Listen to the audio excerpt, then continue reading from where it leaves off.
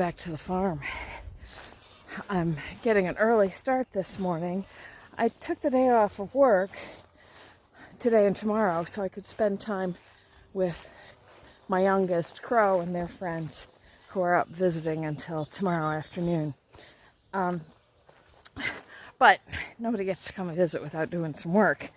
So once it dries up a little bit and the other two visitors wake up, we're gonna get a bunch of trees planted. But in the meantime, I'm getting some work done that I've been needing to do. I just dug up, well, 2 of the 3 blueberry bushes that were at the foot of the garden. It's just not in a good space.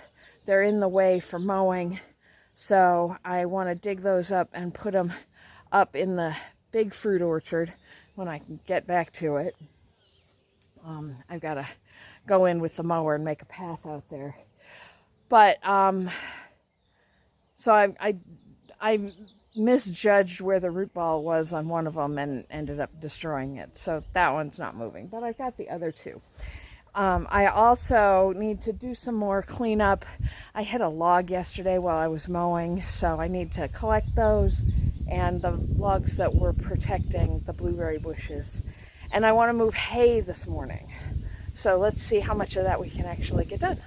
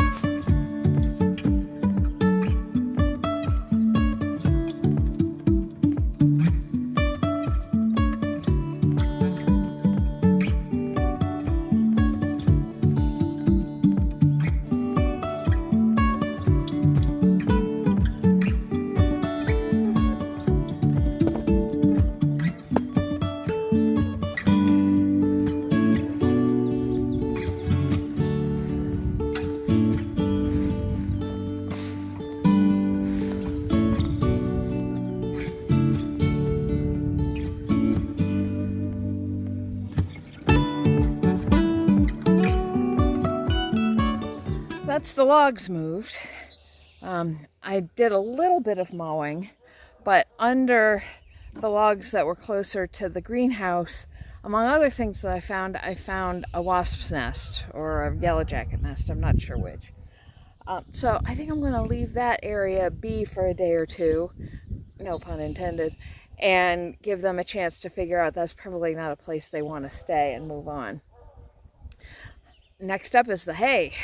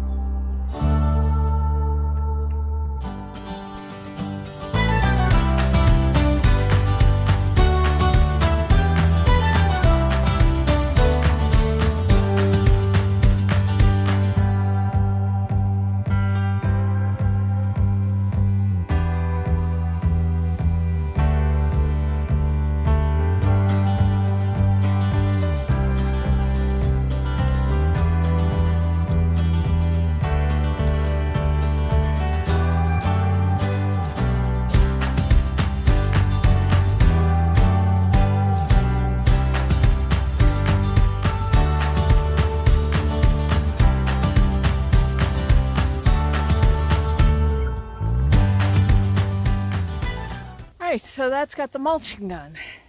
It's not pretty, but it at least covers the ground, and that'll help. Something's digging in the garden. I don't know if it's the cats or something else, but hopefully the mulch is going to help with that as well.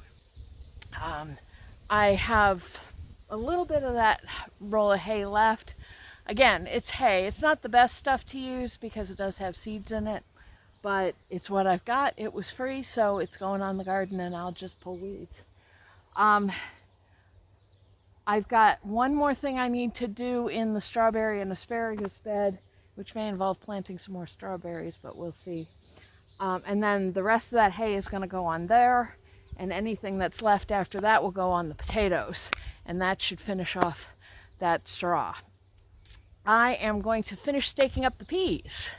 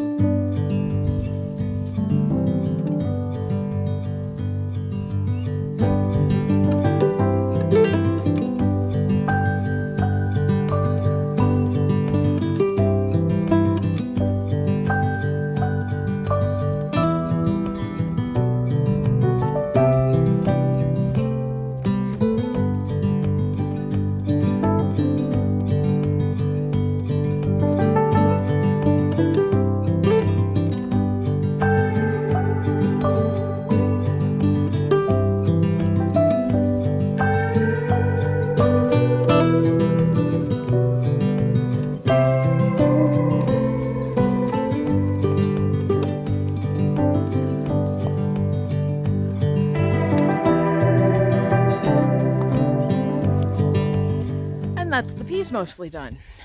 My steak math is terrible. So once again, I ran out of steaks before I finished setting up the bed. But that's okay because I also need to get more for my cucumbers, which are finally coming up beautifully. I'm not sure if the parsnips are or not, so I'm going to risk that center part and just let it do what it's going to do. But the sky looks incredibly ominous, so I'm going to get stuff under cover and go inside and make a plan for the rest of the day.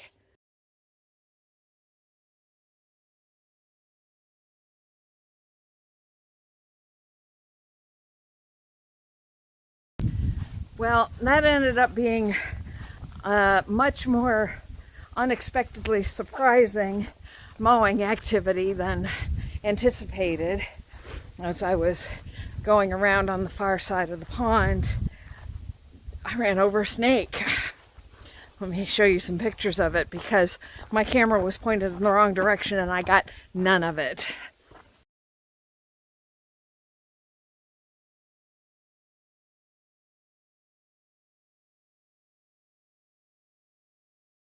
So I'm feeling guilty about that. Crow's very excited because they get to set up a rot box now. Crow collects bones, and so I guess they're going to get a snake skeleton that's just missing the head because I decapitated it real good. He must have just been poking his head up to see what was going on and got the surprise of his life. So I'm really sorry, Snake. But I've got some of that cleaned up. I have decided that I'm going to keep this side of the hill wild. I'm not going to mow that. A, my mower can't really handle the slope of it. And B, there's wildflowers in there that I just love. There's Indian paintbrush in there, which I haven't seen since I was a kid in Michigan. And I just love Indian paintbrush. So I'm just going to leave that wild and see what it does over the year. So that's everything that was on the list today. We do have a bunch of willows and water plants to put in on the lower pasture, but we're going to save that either for this afternoon or tomorrow morning. The kids go home tomorrow afternoon, but we want to knock that out before they go. For now, I'm going to take them to do some sightseeing, so we'll talk to you later.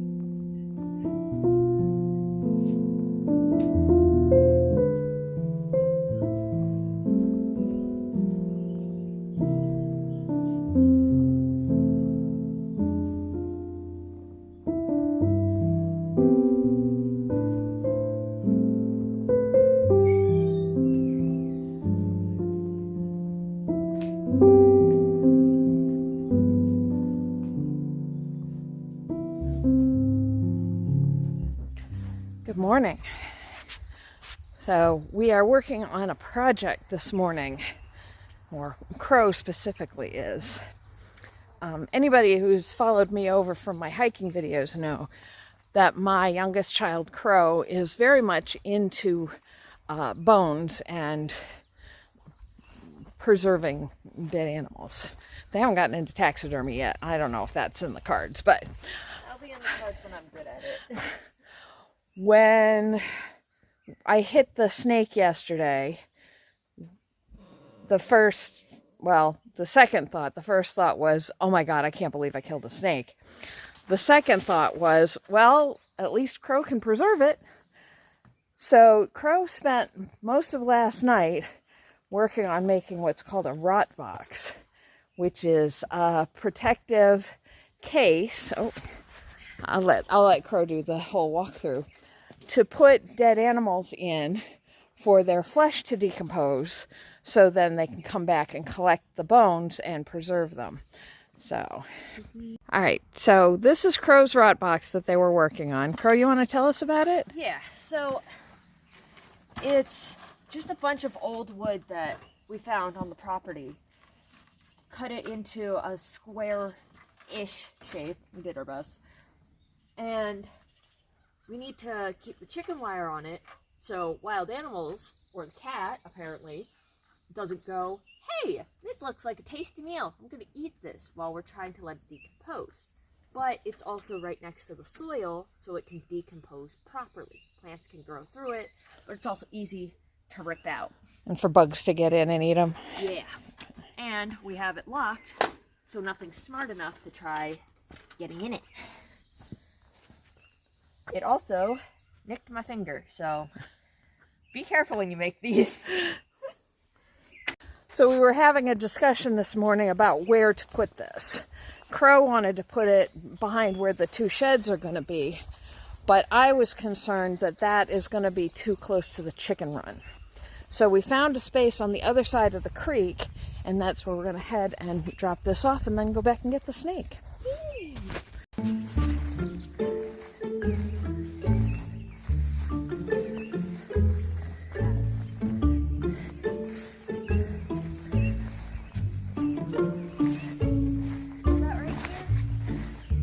You tell me. I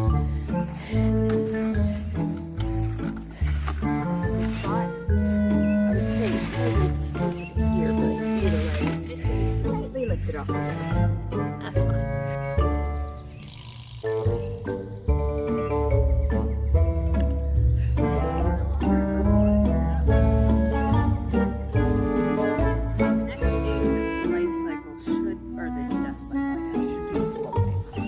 Another reason. And you want it to be on its back? Yeah. That's where its spine went. Right. So it's vertebrae, or it's ribs, because it's almost all ribs. It'll be supported.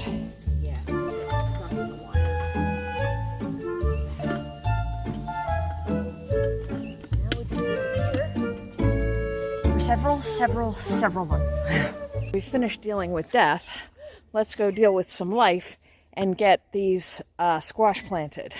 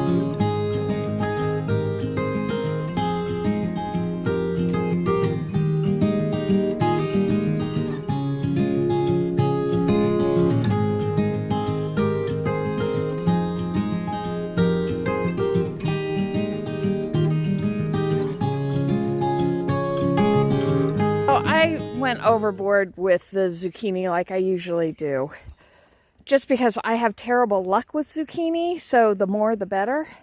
So down here I've got 3 hills of Black Beauty zucchini. Here I've got 5 yellow crooknecks. Here I've got 3 black zucchini, and these 3 are a variety called multi-pick. I tried to alternate green and yellow, but I can't remember if the multi-pick is a green or a yellow. I think it's probably green because I tend to prefer green, but so that's why I put in the extra of the crookneck, just so I would have those. And then over here in the winter squash bed, I also went overboard because, again, I have such bad luck with vine borers and squash beetles that I figure it can't hurt to plant as much as possible. So we've got 2 Burgess buttercups, 1 Table Queen acorn squash, 2 Winter Luxury pie pumpkins, which I've never worked with before, but it'll be interesting to try that out. I've got 1 Little Dipper butternut squash, I've got, let's see, what's this? This is the red curry. I've got a red curry. I've got a Stella Blue, which I think is also a buttercup type. I've got the Rouge V, which is the big orangey, warty pumpkins.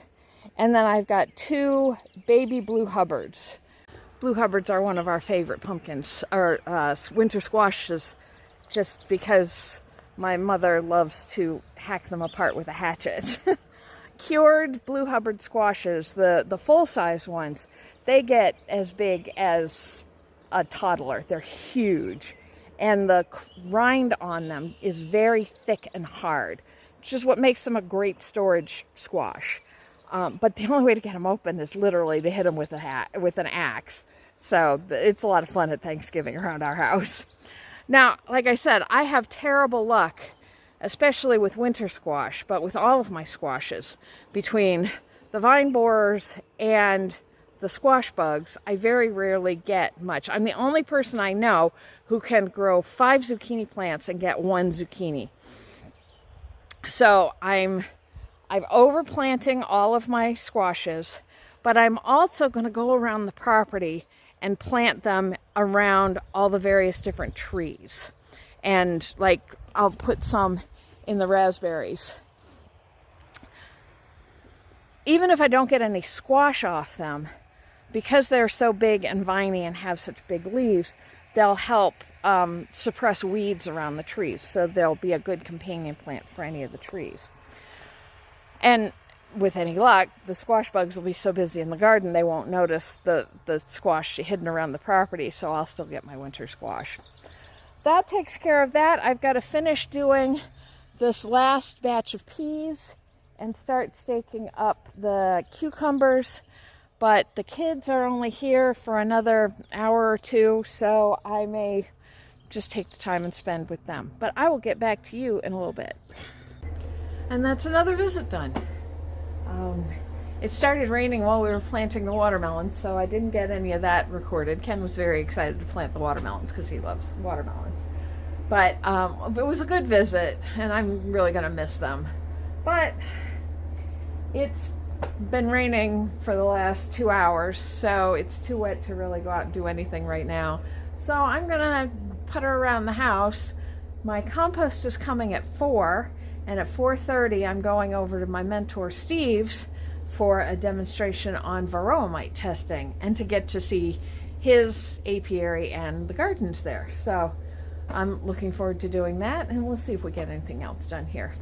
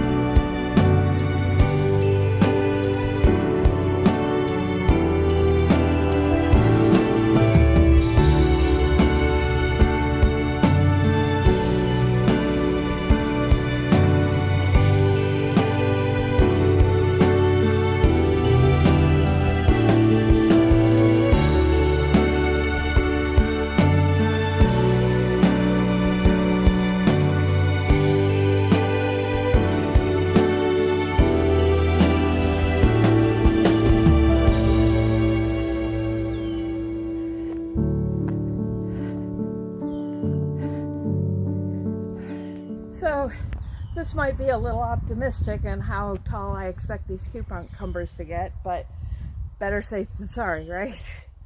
And I weeded along the edge of the bed where it meets the work area. The work area needs work. But while I was cleaning out, I found 3 very healthy looking tomato plants. So I figured I'd just leave them there, see what they do. If they get annoying, then I'll pull them out, because free plants. But again, free plants. Doesn't hurt to let them grow. And I think I've got a couple more in the pea bed as well. So if the ones I have planted in my 2 tomato beds don't do very well, I've got some options. Everything's loving the rain. I'm not, and it's starting to drizzle again. I gotta see if I can, I don't know, bang out some more onions, I guess. I don't really want to, but I promised my mentor and his wife that I'd have some plants for them, so it's good motivation. And Liam coming with the compost was also good motivation. Whenever I have company leave, it's kind of a big letdown, and it's hard to want to do anything. But I got the text message about 45 minutes ago from Liam saying he'd gotten the trailer and he could come over early. Was I going to be available? And I said, yes, of course, and dragged myself off the couch and got out here and got some more work done. So the peas are going to be happier. The cucumbers will be happier in the long run. I now have my last delivery of compost for the year, should be, which is just to top up a couple of things and to mulch all the trees on the property, and that'll be a job. And I'll probably have compost left over, so I may put them in the beds around the house after they put the gutters on tomorrow, and who knows where else I'll figure out to put it, but I'll put it all to good use.